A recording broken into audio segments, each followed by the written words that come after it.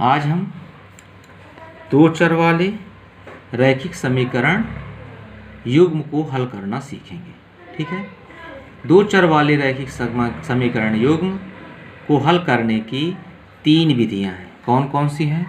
पहली है प्रतिस्थापन विधि, दूसरी विलोपन विधि और तीसरी वज्रगुणन विधि। जो प्रश्नावली 3.3 के सवाल हम हल करेंगे वो हम प्रतिस्थापन विधि से हल करेंगे। निम्न रैखिक समीकरण युग्म को प्रतिस्थापन विधि से हल कीजिए। ठीक है, हम पहला लेते हैं रैखिक समीकरण दो चर इसमें कौन से हैं? एक x है, दूसरा y है, तो इसलिए दो चर वाला रैखिक समीकरण हुआ। अब युग्म का मतलब होता है जोड़ा, तो ये जोड़े हो गए, तो रैखिक समीकरण युग्म हुआ। तो सवाल क्या है? x plus y is equal to 14, x minus y is equal to 4। इनमें हम कोई भी एक समीकरण ले लेंगे, पहला या दूसरा, और उससे x या y का मान निकालेंगे, और उस मान के यदि हम पहला समीकरण लेते हैं तो दूसरे में मान रखेंगे, और ये दूसरा समीकरण लेते हैं तो x या y का मान पहले समीकरण में हम रखेंगे। ठीक है, अब हम मान लीजिए लेते हैं समीकरण 2।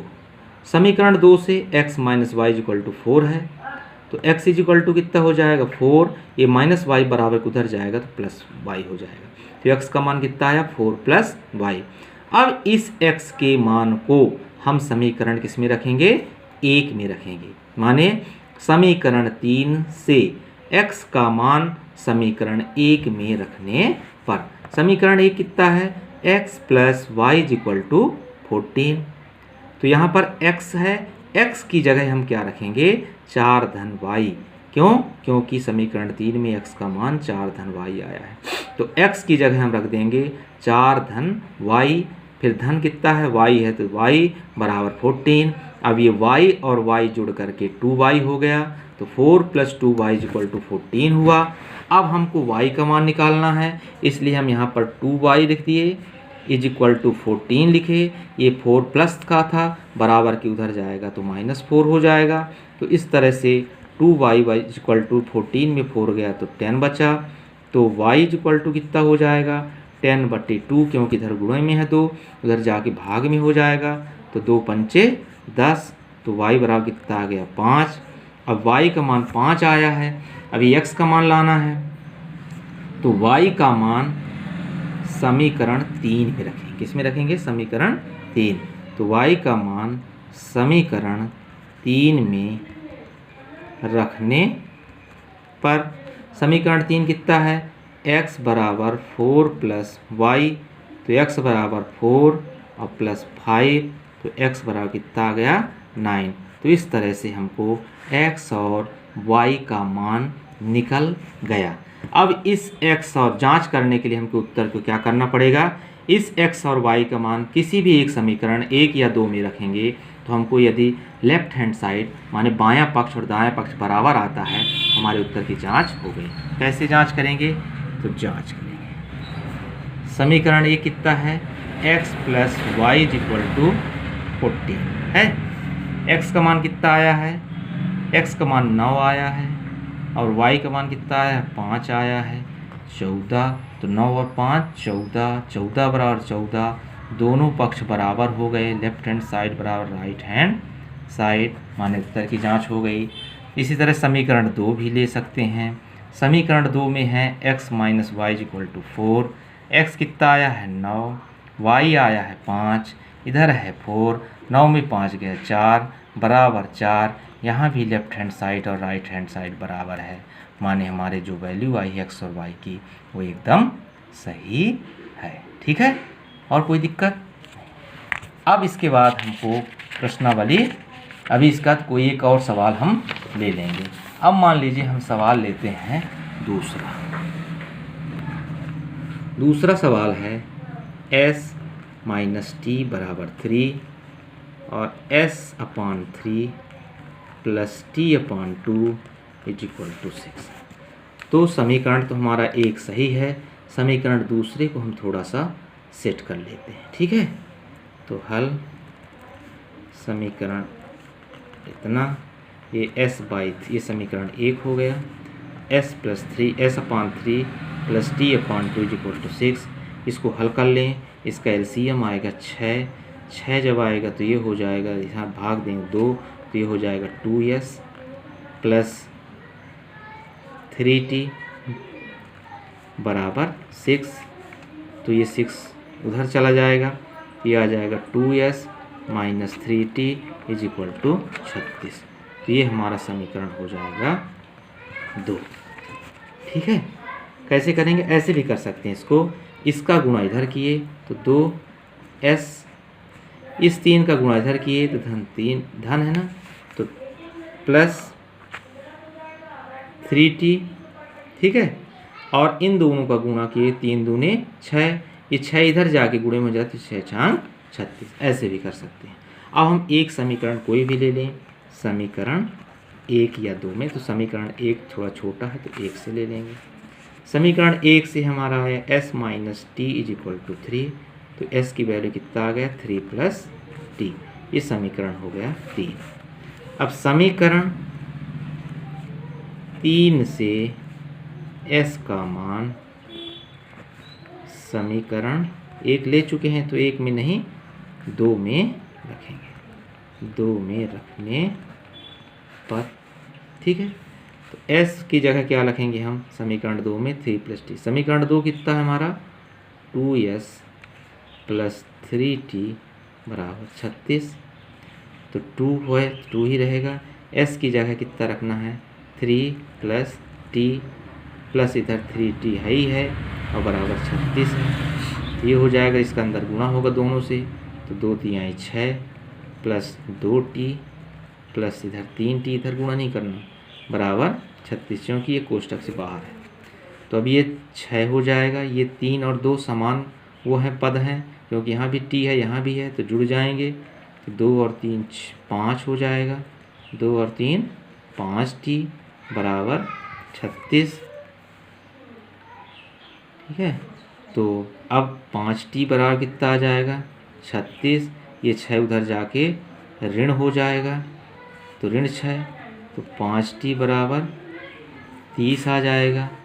तो t बराबर कितना हो जाएगा 30/5, क्योंकि यहाँ गुणे में है तो इधर भाग में चला जाएगा, तो 5 छक्का 30, तो t बराबर कितना आ गया 6।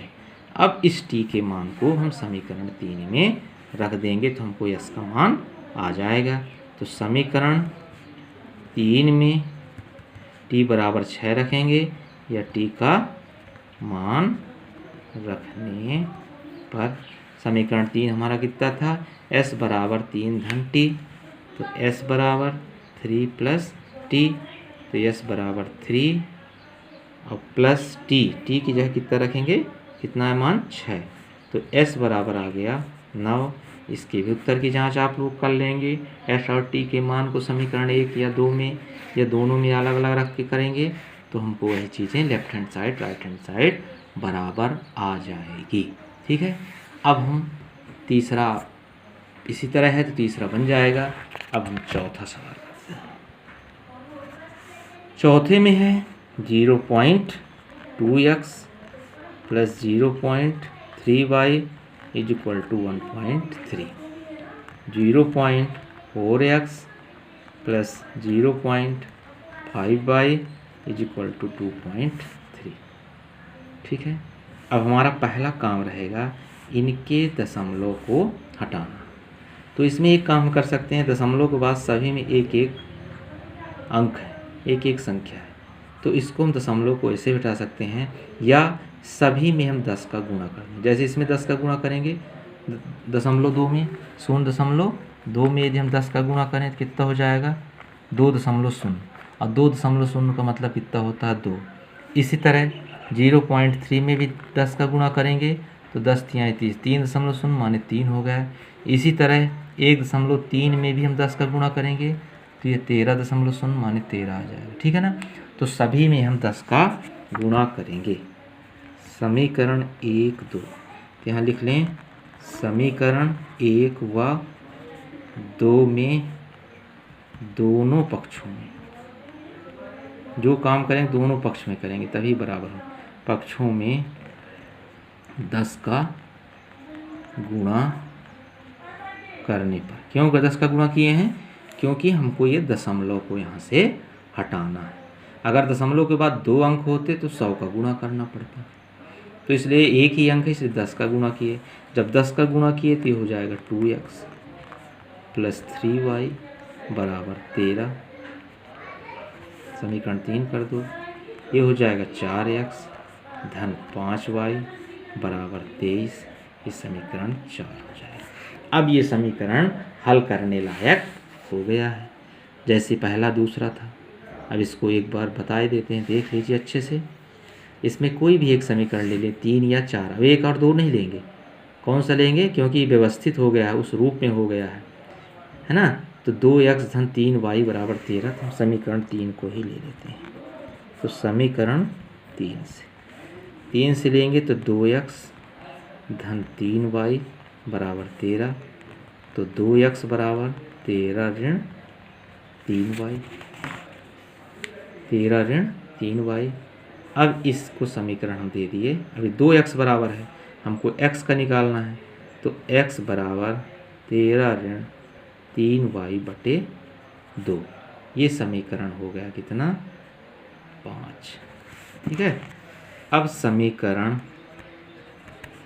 5 से x का मान समीकरण किस में रखेंगे, हमने समीकरण 3 लिया था इसलिए 3 में नहीं रखेंगे, किस में रखेंगे, 4 में।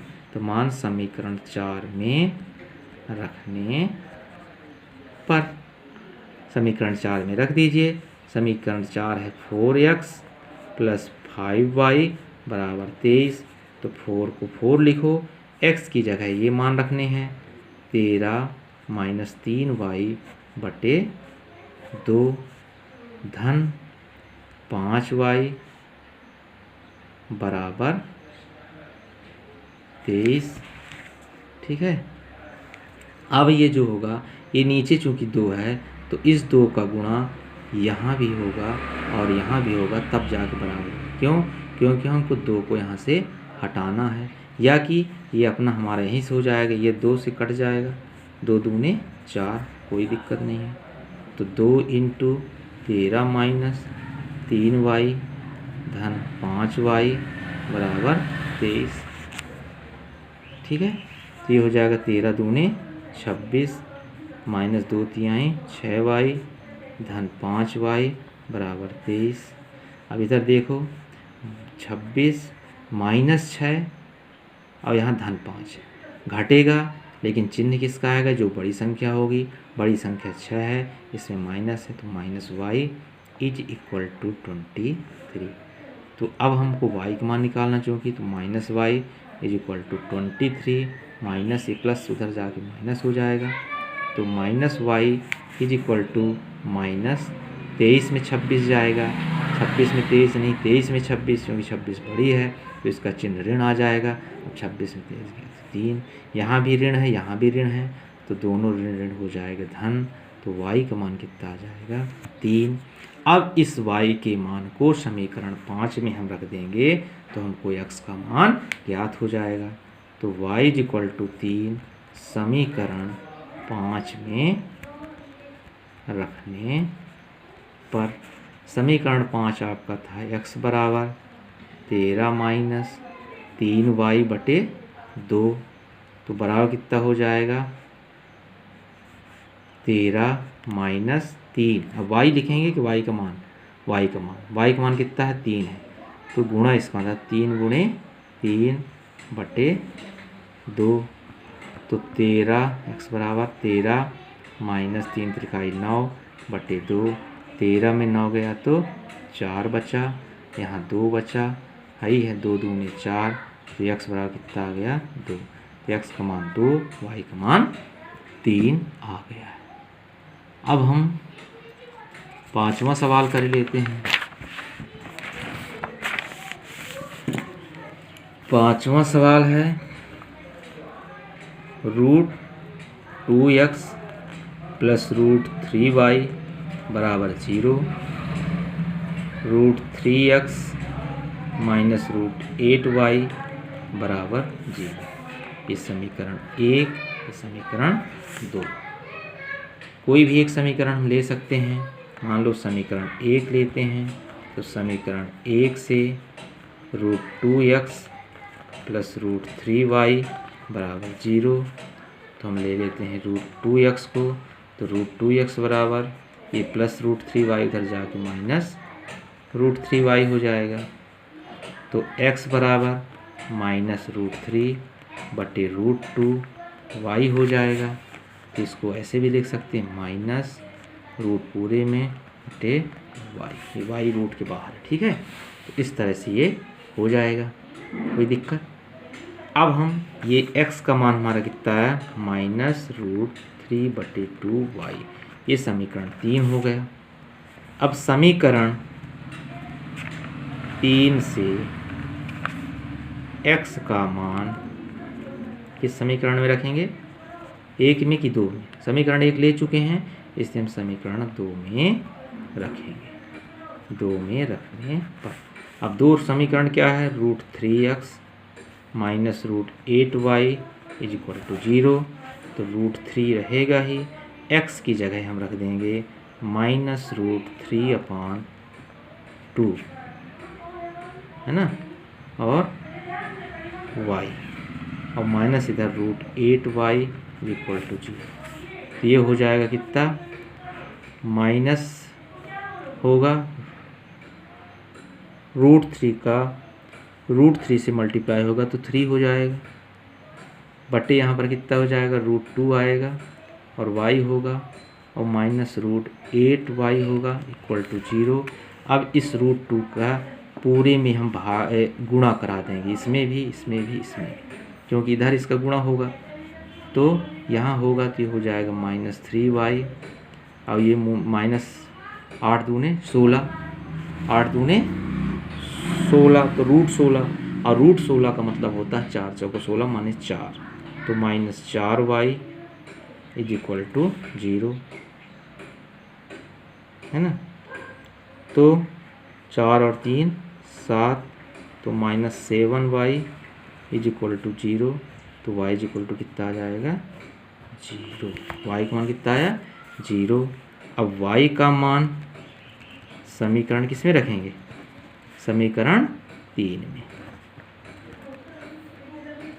रखने पर समीकरण 3 में रख दिए। समीकरण 3 हमारा x इक्वल टू -√3 बटे 2y, तो x बराबर हो जाएगा -√3 बटे 2 और y हो गया 0, और 0 में यदि किसी का भी गुणा करते हैं तो 0 आता है, तो x और y दोनों आ गए 0, ठीक है।